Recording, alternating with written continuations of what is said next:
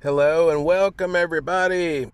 To have a calm mind is to have like an indoor swimming pool. If you can picture this, like nobody's swimming in the pool, just calm, perfectly, still water.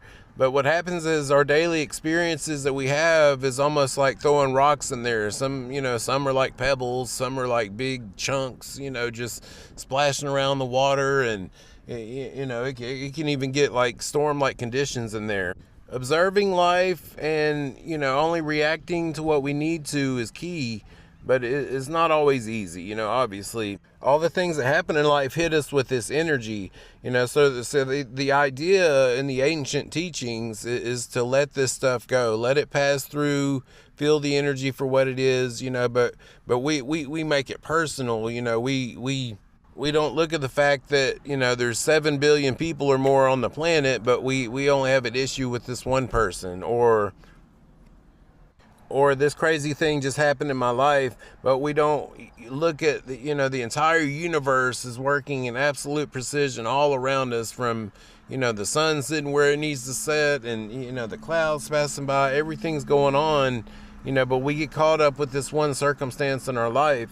I mean, if you really look at the universe, we're sitting on a planet that's got hundreds of billions of stars, and then there's just in our galaxy, and there's like an estimated over 2 trillion galaxies or something like that we know of.